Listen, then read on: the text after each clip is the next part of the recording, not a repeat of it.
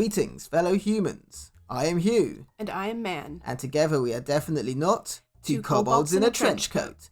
We enjoy human activities, such as paying taxes, Having existential crises, and RPG horror stories. Let's see what we've got today. Today's story is about a DM who creates a world where players collect women in order to save them from SA. The players include her own daughter. DM runs a game for players to collect harems by Reddit user Tiv the Melancholy. Content warning, mention of SA and unaliving, though only in a fictional sense. I have a lot of RPG horror stories, but this is the one that I've probably told the most amongst my own personal group. This was pre-COVID, so a few things may be fuzzy, but this is the gist of what I can recall. The important players are as follows, fake names only. Me, player. Me, obviously. Alan. Player. My brother. Sunshine. DM, source of all the problems. Melody. Player and Sunshine's daughter, 19 years old in case you were wondering. Second source of all of our problems. Had magic, plant/agriculture powers, and also a vampire, I think? Rob. Player. Additional source of our problems. Had magic crafting powers and an infinite hammer space. Kevin. Player. Just kinda there, but he was also part of the problems to some extent. Super strength powers, basically the Hulk. A few years ago, Alan invited me to join in a game that his friend was running. At this point, I had played in many of Sunshine's games, and I thought I knew exactly what to expect from her games, but I hadn't played with them for quite some time. The thing to know about Sunshine is that she doesn't like to play any well-established titles when it comes to TTRPGs.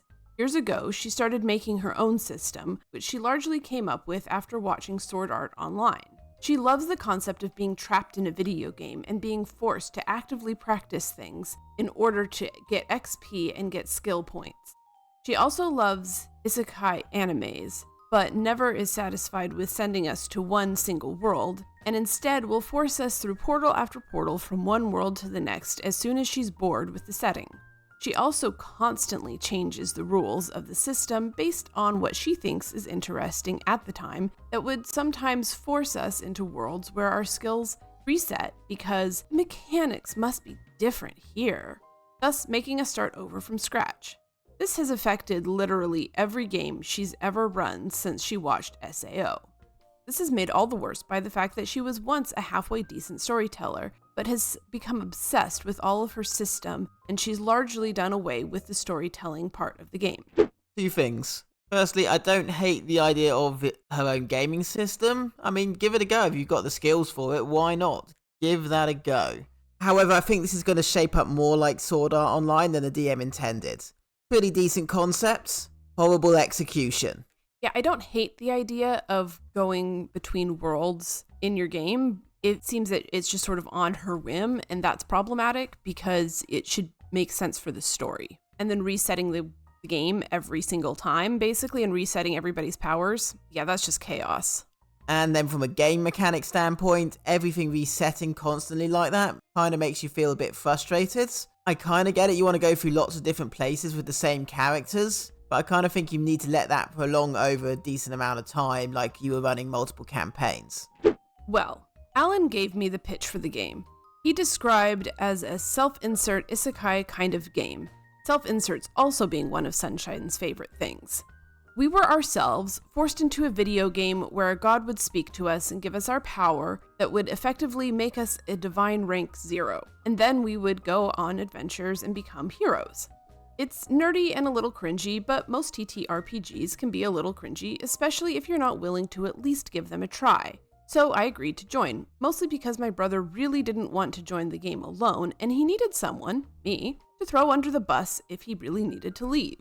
I expected this to be a brand new game, or for the only players who have only played a session or two, but when we joined, the rest of the party had already mastered their powers and were proper gods. We also didn't start out meeting the god like we were told we would. Why was all of this? Well, because the other players had been playing for at least a month by that point, and when they heard, out of game, that we would be joining the game, they thought it would be funny to kill the god that gave them their powers so that we wouldn't start with any powers. Yes, seriously. More than that. Sunshine made a house rule years ago that drinking a god's blood or eating their true flesh could steal some of their powers. So they basically killed the god and drank its blood until they were high in divine rank as their bodies would allow. They justified this by saying, "It's not like we knew in game you were going to show up, and he was the one who trapped us in here, so it makes sense that we would kill him." Yeah, they definitely made that decision based on the players joining. It really just makes me wonder how old they are. I know DM's daughter's 19, but it feels like the rest of the party are like 12 years old. Yeah, is it like supposed to be some like hazing funny prank like, haha, we're gonna kill the god so you can't get your powers right away and we can be better than you, or I don't know. That really does feel like what they were doing, you're right. They just seemed like they wanted to have something to lord over the other players. Well, and the whole thing with like the self-insert, like everybody is playing themselves basically, it's an interesting concept. Okay, I'll give you that. It's an interesting concept. I don't really care for it because, to be honest with you, when I'm playing a TTRPG, I want to be anybody but myself. I was immediately annoyed by this, but the other players said that they would give us some of the blood eventually because the corpses of the god apparently never stopped bleeding after they killed it. But they couldn't give it to us at that very moment because without the blessing of a god or a deed that proved us worthy, the blood would simply kill us. I pointed out that literally all of them were gods who could totally give us blessings, but they got upset with me and insisted that we should have to worship them for that to work. I said that was BS, and they ignored me and refused to let us get anything in the way of power. As far as power scaling goes, I would say something to the effect of, imagine a first level character going through a dungeon with a level 20 character, but that would imply that we did anything as exciting as combat. Just assume, though, literally every skill check from Alan and I was completely pointless. Not that it matters, because it didn't take long for all of us to realize what this game was actually about. I mean, that just kind of reveals it right there. The other players just wanted to be able to lord it over the other ones, and that's just horrible gameplay. To them, it's not about the fun. It's just about being better than these other guys and having superiority. Maybe 30 minutes into the session, the godly players invited us to their pocket dimension, which was a thing that they just had. In the pocket dimension, they had a city that Sunshine said was full of mostly elves. Alan and I were made to do perception checks, and we both realized that literally every elf was a woman and was in some state of pregnancy. I asked what the deal was, like a fool, and Rob explained that all of the elves were his wives. According to him, all of the men in the village had been murdered, and the women were taken as pleasure slaves by the goblins. So when the party saved them, many of the women were already pregnant. But that's not all, because apparently they all decided that they either had to marry or unalive themselves for their own dignity, or something like that. So Rob stepped up and married all of the elven women, and apparently was granted the divine domain of fertility for his good deed, and could thus forcibly change the parentage of all of the elves' pregnancies. And if you think that was the wildest part of the story, I weep for both of us. Oh no, this just got so much more uncomfortable. That is such a cliche, quote unquote, alpha male fantasy type thing. It's ridiculous. Also, another shocking parallel to Sword Art Online of everyone being in love with the main character, a trope which I am not a fan of.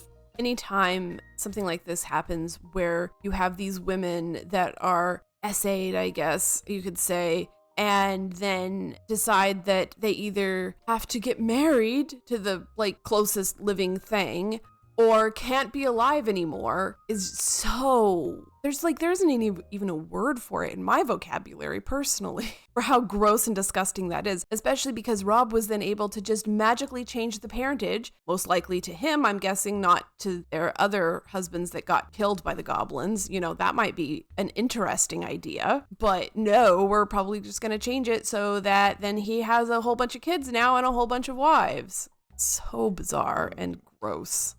At the rate Rob's going, he's going to give Chinggis Khan a run for his money. I'm sure you're wondering why I stayed, and I'll be honest. It's because I'm a doormat, and so is my brother. but also because Melody cut in to tell me about the harem that she also collected, and it hit me with such a force that I was genuinely stunned into silence. Melody proceeded to explain that the fictional worlds from the movies, TV shows, books, anime, video games, and you name it, they were all real, and rifts in the reality would sometimes open and they would be pulled into their realities. Which, she continued to explain, was how she met her wife, Harry Potter. Yes, I'm serious. She then explained the most fanfiction-y BS I have ever heard of Harry being forced to hide as a boy, even in the wizarding world, because as she put it, she was cursed, and if she dropped her disguise, literally every man would be unable to resist S.A.ing her. She then gave me a list of basically every man in the HP universe and explained that they had all apparently already done this to her. Included on the list of characters was Dumbledore, Voldemort, literally all of the Weasleys, and multiple members of Harry's own family. The list was much longer, but you get the picture, and I would like to go back to suppressing this information. The party had apparently shown up, learned what was happening, and proceeded to kill literally everyone who had SA'd her. Then, somehow, uncursed Harry and whisked her away to their pocket dimension, along with multiple other HP characters, all of whom were also teenage girls and who were also now members of the various parties' members' harems. I was stunned into silence for most of the rest of the game, as was my brother. When the game ended, we were too uncomfortable to even talk about it, and we both would have had the good sense to just drop out of the game, but the next week they called us and asked if we were coming, and we were too awkward to say no. Alan really didn't want to go alone, and I didn't want to go at all. But we were raised to be people pleasers, whether we like it or not, so we both reluctantly went back. I don't remember exactly what happened in all of the sessions that followed, except for one, because it was really weird. Why does this feel like it was pulled from the darkest recesses of the internet? I got no idea whose idea that Harry Potter universe thing was, whether it was the DM's or her daughter's. I'm not sure what's worse, to be honest. Which one of them came up with it with the other at the table? I can't even imagine. Yeah, I mean, here's the thing. There are a lot of things that I couldn't say to my parents with a straight face or any level of comfort. I might be especially like, wow, how could you ever say that to your folks? Some parents are maybe more permissive. People are more comfortable talking about certain things with their parents than I am. But this crosses like every single line. I feel like almost everybody out there would be uncomfortable with this, even if you have a very close, open, trusting relationship with your parents. I will say, here's the thing, full disclosure, I do consume a fair amount of fan fiction because, contrary to popular belief, there's actually some really well-written stuff out there, and it can be really fun and creative. Yeah, fanfiction definitely gets a bad rep. This goes into the most darkest depths of it.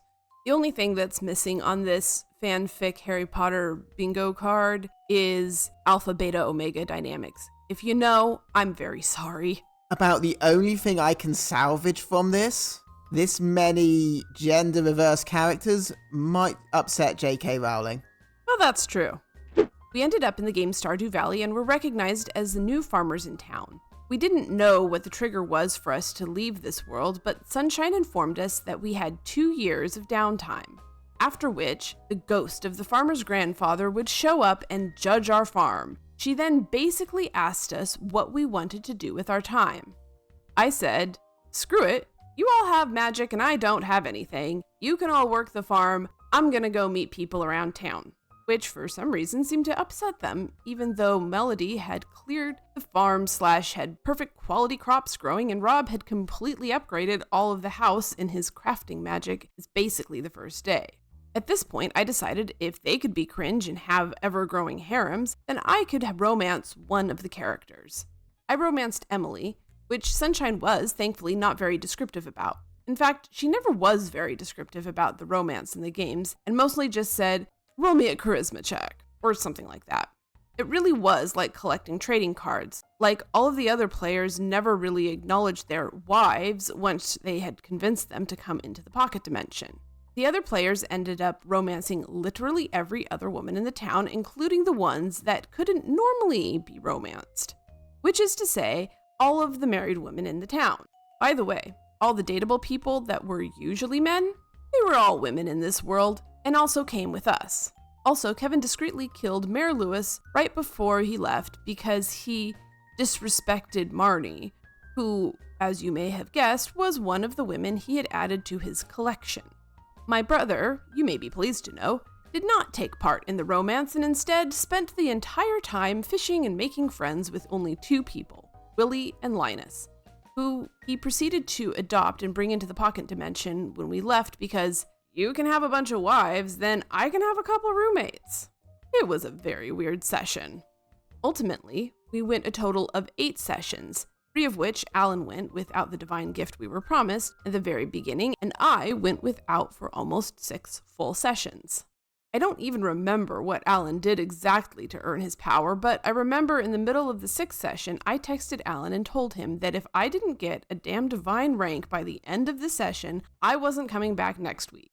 He told me not to worry and that he was sure it would happen. A bit further into the session, he said that he needed a smoke break and that he would go get pizza before insisting that Sunshine came with him. Wouldn't you know it? When they got back, Sunshine gave me a scene of me sleepwalking, somehow finding the corpse of the dead god and hearing the voice of the dead god commanding me to drink the blood. I think it gave me fire and metal powers or something, but it was so underwhelming that it didn't really matter.